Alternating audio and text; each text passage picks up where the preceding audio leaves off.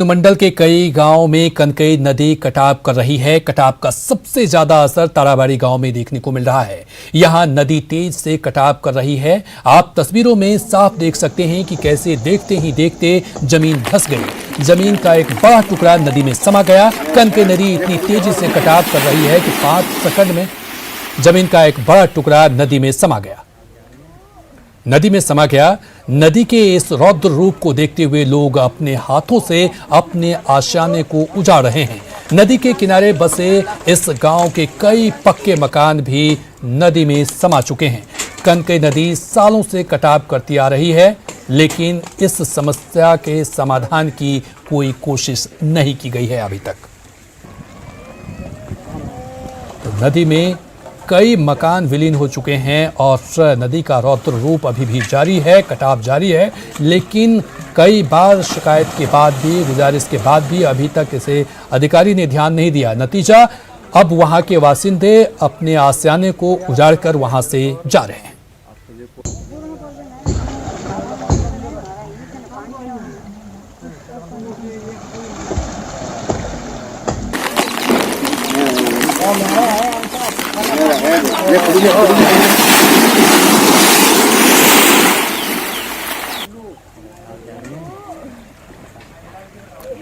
कनकई नदी का कहर लगातार जारी है और लोग इससे भय में हैं। अपने आशियाने को उजाड़कर वहां से विस्थापित हो रहे हैं। लोगों का आरोप है कि कई बार इसके लिए शिकायत भी की गई, लेकिन अभी तक कोई सुध नहीं लिया।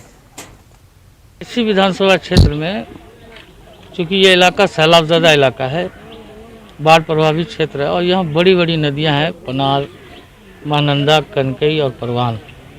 इसका भीषण कटाव पूरे क्षेत्र में हो रहा है। अब तक सरकार के द्वारा कोई काम नहीं हुआ या स्थानीय जनप्रतिनिधि के द्वारा कोई पहल नहीं हुई। अगर समय रहते पहल होता तो इन गाँव में बोल्डर पिचिंग और प्रोटेक्शन कार्य कराने से बहुत गाँव का बच जाता।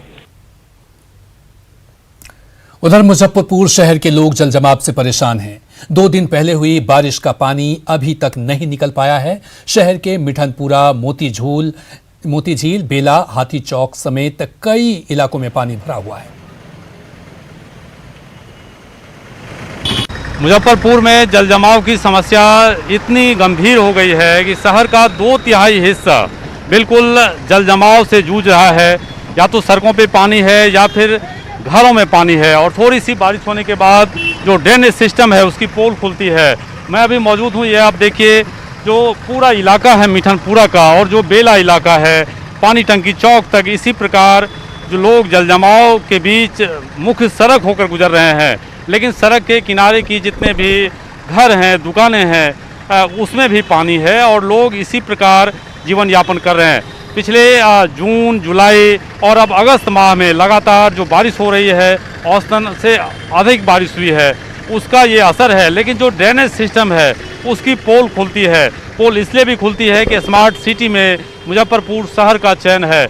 लेकिन देखिए, राहगीरों को इसी प्रकार सड़क पर बने जानलेवा गड्ढे के बीच जाना पड़ रहा है और जितनी भी आप देख रहे हैं 2 पहिया वाहन, 3 पहिए वाहन के साथ साथ जो 4 व्हीलर है उसको भी इसी प्रकार जाना पड़ता है। क्या समस्या आप लोग झेल रहे हैं?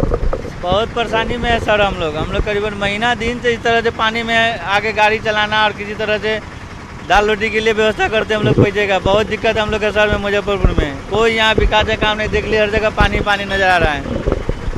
तो जो जल जमाव है वो उसकी स्थिति आप देख रहे हैं कई इलाकों में, मोती झील का इलाका, कल्याणी, इसके अलावा जो दूसरे इलाके हैं, जो मुजफ्फरपुर शहर का पश्चिमी इलाका है, वहाँ भी इसी प्रकार के जल जमाव की से लोग जूझ रहे हैं और लोग लगातार अपने प्रतिनिधियों के साथ साथ नगर निगम और स्थानीय प्रशासन को कोसते हुए नजर आ रहे हैं। कैमरामैन संजीव के साथ प्रवीण ठाकुर, न्यूज़ 18 मुजफ्फरपुर। वहीं जल जमाव से लोग परेशान हैं। उधर गोपालगंज में टूटे सारण बांध को 21 दिनों में भी नहीं बांधा गया। टूटे बांध की मरम्मत में घोर लापरवाही बरती जा रही है। स्थानीय लोगों का कहना है कि इस बांध के टूटने से करीब 4 लाख की आबादी प्रभावित हुई थी। इसके बाद भी बांध की मरम्मत का काम जल्द पूरा नहीं किया गया।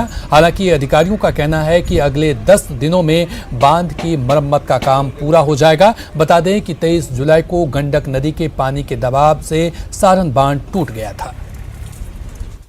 23 तारीख को बांध टूटा था। आज 21 दिन होने जा रहा है, लेकिन आज भी बांध जो टेम्परोरी काम चल रहा है कुछ एजेंसियों के द्वारा, अभी तक बांध पूर्ण नहीं हुआ है।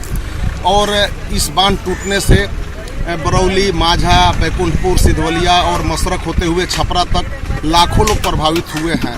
बांध की स्थिति तो अभी बंधा रहा है, बाकी है। बांध की स्थिति ठीक है और देवापुर है, सारण मैगमेंट का 124.8। वहीं लगातार नाव दुर्घटना के बाद भी लोग सबक नहीं ले रहे हैं। दानापुर के नासरीगंज और पीपापुल घाट पर ओवरलोडेड नाव का परिचालन हो रहा है। आप तस्वीरों में साफ देख सकते हैं कि नाव पर किस कदर भर भर कर लोग बैठे हुए हैं। नाव पर आदमी ही नहीं, गाड़ियां भी रखी हुई है। क्षमता से ज्यादा सवारी होने के कारण अक्सर नाव दुर्घटनाग्रस्त हो रही है, लेकिन इसके बाद भी लोग इससे बाज नहीं आ रहे हैं।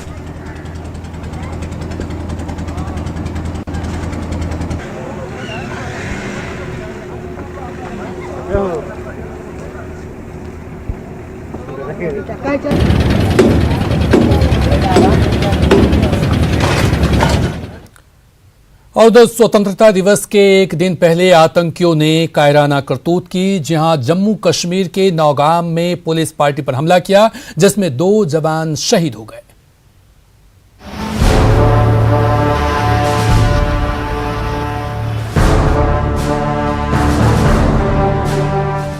जम्मू कश्मीर में आतंकियों ने एक बार फिर जवानों पर हमला किया। आतंकियों की इस कायराना हरकत का अंदाजा इसी बात से लगाया जा सकता है कि सेना की दबिश से अब छुपकर हमला करने लगे हैं। दहशतगर्दों ने ऐसा ही हमला नौगाम बाईपास पर पुलिस टीम पर किया, जिसमें 2 जवान शहीद हो गए जबकि 3 जवान घायल है। इस आतंकी घटना के पीछे जैसे मोहम्मद का हाथ बताया जा रहा है। हमले के बाद आतंकी फरार हो गए। इसके लिए लगातार सर्च ऑपरेशन चलाया जा रहा है। हर एक 26 जनवरी 15 अगस्त के पहले ऐसा इनपुट आते रहता है। इसका भी इनपुट था कि किसी भी एरिया में स्ट्राइक कर सकता है। लड़के हमारे अलर्ट थे। आप जैसा देखे होंगे बीपी जैकेट पटकावे पहने थे, पूरा मुफ्ते था। एक पीछे से छिप के आ गया और फायर किया, जिससे हमारे 2 लड़के शहीद हो गए। लेकिन हम लोग इसको आइडेंटिफाई कर लिए हैं कौन है, जैश मोहम्मद ग्रुप का है और बहुत जल्दी न्यूट्रलाइज कर लेंगे। देखा जाए तो पिछले कुछ दिनों में आतंकियों की ओर से पुलिस पार्टी और सेना के काफिले पर हमलों में तेजी आई है। कुछ दिन पहले ही बारामूला के सोपोर में एक सेना की टुकड़ी पर हमला किया गया था, जिसमें 1 जवान घायल हुआ था। ये एक पिछले 2 सालों से इन लोगों ने नया एक ये अपनाया है कि किसी पुलिस पार्टी पे या किसी कॉन्वॉय पे या कोई अगर या सीआरपीएफ या कोई पुलिस थाना, इसके ऊपर हम अटैक करेंगे। और ये जो चीज है ये क्यों है, क्योंकि जम्मू कश्मीर में हमारे जो सिक्योरिटी फोर्सेस है, इन लोगों ने बहुत इन आतंकवादियों को कस के रखा है। साफ है कि लगातार सुरक्षा बलों की कार्रवाई से इंसानियत के दुश्मनों में खौफ कायम है। पाकिस्तान की शह मिलने के बावजूद आतंकियों की एक नहीं चल रही है। उन्हें ढूंढ ढूंढ कर ठिकाने लगाया जा रहा है। लिहाजा छुप कर किए जा रहे हमले इसी बौखलाहट का नतीजा है।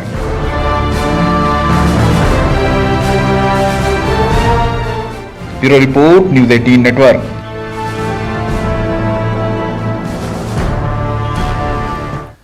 और बने रहिए हमारे साथ, क्योंकि न्यूज़ 18 बिहार झारखंड पर खबरों का सिलसिला लगातार जारी है।